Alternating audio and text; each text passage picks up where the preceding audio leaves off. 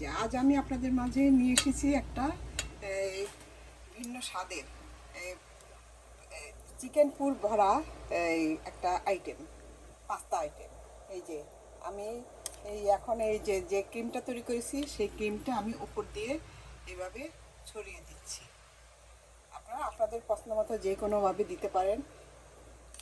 এই যে দেখুন,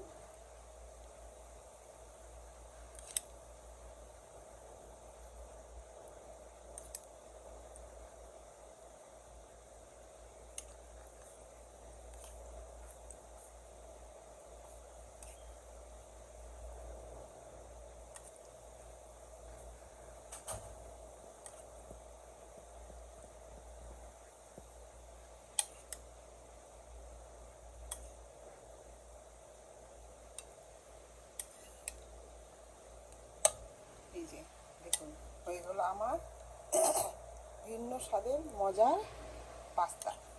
এভাবে আপনারা রান্না করে খেয়ে দেখতে পারেন, আপনাদেরও ভালো লাগবে। আর এই ভিন্ন স্বাদের এই চিকেন পুরে ভরা এই পাস্তাটা আমি কীভাবে রান্না করেছি আসুন তাহলে একবার একটু দেখে নেওয়া যাক। আসসালামু আলাইকুম, দিলুস কিচেন থেকে আমি এই মজার আইটেমটা নিয়ে এসেছি। আপনারা এইভাবে রান্না করে খেয়ে দেখতে পারেন। তাহলে আসুন আমি কীভাবে রান্না করেছি এটা দেখে নেওয়া যাক। তাহলে বিসমিল্লাহ করে আরম্ভ করা যাক। আমি এই পাস্তাটা ভিন্নভাবে রান্না করার জন্য আমার কিন্তু এরকম ছিদ্রযুক্ত পাস্তারই দরকার। এরকম ছিদ্রযুক্ত পাস্তা দিয়ে এখন আমি এই আগের থেকে এই যে কিছু পর্যাপ্ত পরিমাণ পানি এবং পানির মধ্যে লবণ আর একটু সয়াবিন তেল দিয়ে তারপর এটাকে আমি সিদ্ধ করে নিচ্ছি। এই সিদ্ধটা কিন্তু বেশি করা যাবে না, 60% এই পাস্তাটাকে সিদ্ধ করতে হবে। এখন আমি আর একটু ঢেকে দিচ্ছি। সিদ্ধ হলে পর আমি এটাকে ছেঁকে নিব একটা চালনিতে। আমি আগের থেকে এই যে কিছু বুকের মাংস আমি এভাবে সিদ্ধ করে আদা রসুন একটু সামান্য জিরার গুঁড়া, গোলমরিচের গুঁড়া আর একটু ওই গরম মশলা দিয়ে আমি একটু সিদ্ধ করে লবণ দিয়ে সিদ্ধ করে নিয়েছি। এই যে সিদ্ধ করে আমি হাত দিয়ে এভাবে ছাড়িয়ে নিয়েছি। আমি চিকেনটাকে রান্না করার জন্য একটা এই যে কিছু বাটা দিয়ে দিচ্ছি।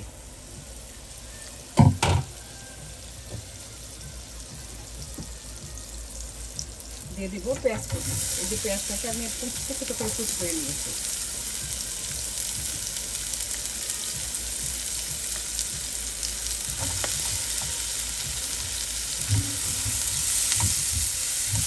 এখন আমি কিছু 4টা কাঁচামরিচ আমি এইভাবে কুচি করে কেটে দিচ্ছি।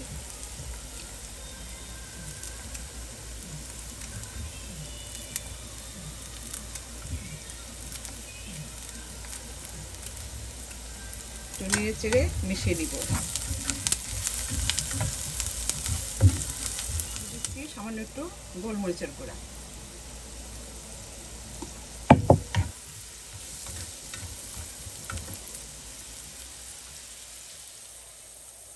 এখন আমি এই যে এই 1 চা চামচ আমি ময়দা দিয়ে নিচ্ছি। ময়দাটাকে আমি একটু ভালোভাবে একটু ভেজে দিয়ে দিচ্ছি একটু দুধ।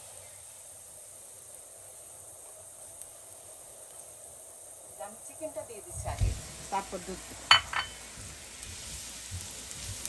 এটা একটা আঠালো ভাব আনার জন্য আমি ময়দাটা দেওয়া।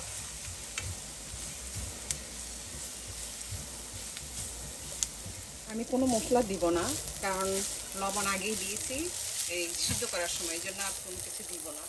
এখন আমার চিকেনটা ভাজা হয়ে গিয়েছে, এই যে মিশানো হয়ে গিয়েছে। এখন আমি একটু দুধ দিয়ে দেব। ময়দা দিয়েছি, এই ময়দা দেওয়ার কারণে একটা আঠালো ভাব তৈরি হবে। তাইলে আপনার পুরটা যখন এই পাস্তার ভিতর ঢুকানো হবে তখন এটা পড়ে যাবে না, সুন্দর সেট হয়ে থাকবে। এই যে আমার দেখুন আমার এটা হয়ে গিয়েছে। আমি চুলার আগুনটা নিভিয়ে দিচ্ছি, কারণ এটা গরমে আর একটু টেনে যাবে। এই যে দেখুন আমার পুরটাও দেখতে কতটা সুন্দর হয়েছে। এভাবে ইচ্ছা করছে এইভাবে খেয়ে ফেলতে। হয়ে গেল আমার পুরটাও হয়ে গিয়েছে। আমি এখন একটা বাটি নিয়ে নিয়েছি, নিয়ে আমি একটু মেয়োনেজ মেখে নিয়েছি, তাহলে খেতে টেস্টটা ভালো আসবে। আপনারা এটা স্কিপ করতে পারেন, আমার কাছে ভালো লাগে দিলে। এই যে এই যে এই যে আমি এটার মধ্যে এই যে দেখুন, এটা মানে 60% সিদ্ধ হয়েছে, মানে একদম সিদ্ধ হয়ে গেছে। এই যে এখন এটাকে আমি হাত দিয়ে পুরটা ঢুকাচ্ছি।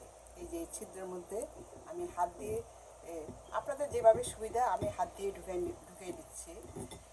এই আইটেমটা আপনারা এইভাবে করে খেয়ে দেখতে পারেন। এটা আইটেমটা কিন্তু খুবই মজার, আমাদের কাছে তো খুবই ভালো লাগে। এখন আপনারা এইভাবে করে একদিন একটু খেয়ে দেখতে পারেন, আপনাদের কাছেও ভালো লাগবে। এই যে দেখুন, আমি আপনাদের সুবিধার জন্য আমি আরেকটা দেখিয়ে দিচ্ছি। এই যে দেখুন, এটা এই এই ছিদ্রটার মধ্যে আমি এভাবে ঢুকিয়ে দিচ্ছি।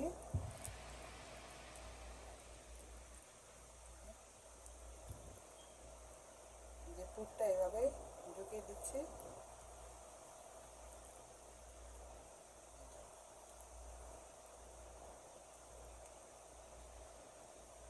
দেখুন আমার ঢোকানো হয়ে গিয়েছে। এই যে দেখুন, দুই সাইডে এভাবে ঢুকে দিতে, মানে পুরটা ভরে দিতে হবে। এই যে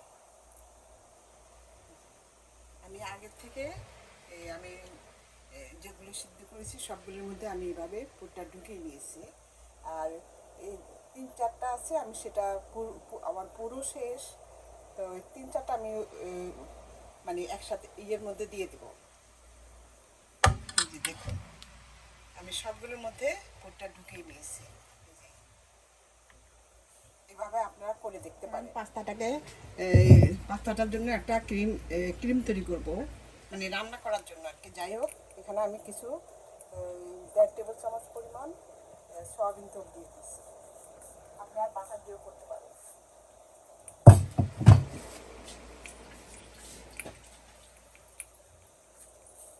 দিয়ে দিচ্ছি কিছু পেঁয়াজ।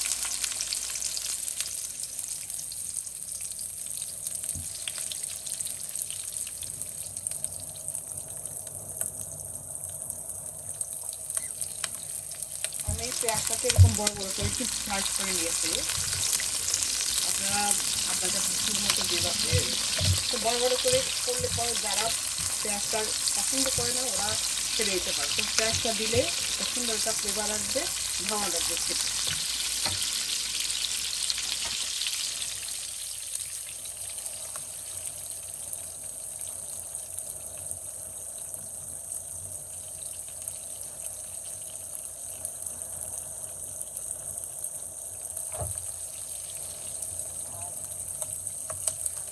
দিয়ে দেবো কিছু আদা আদা পেস্ট। আদা পেস্ট দিয়েছি। এই যে আমার এই আদাটা ডিশে পাওয়া ছিল, এখান থেকে আমি একটু আদা দিয়ে দিয়েছি।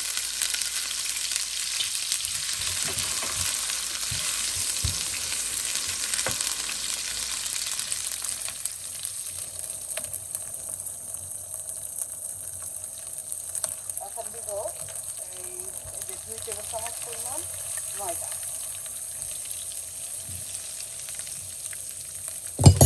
দিয়ে আমি একটু ভালোভাবে ভেজে নিব।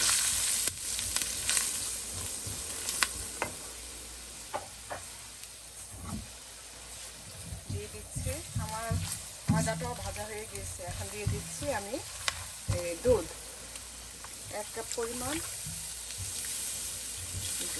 এটা দিয়ে দুধটা দিয়ে খুব ঘন ঘন নাড়তে হবে। আমি 2 কাপ পরিমাণ দুধ দিয়ে নিয়েছি। আমি দিয়ে দিচ্ছি কিছু এই যে অরেগানো কিছু দিয়ে দিচ্ছি, এটা ফ্লেভারটা ভালো আসবে। আপনাদের না থাকলে আপনি এটা স্কিপ করতে পারেন।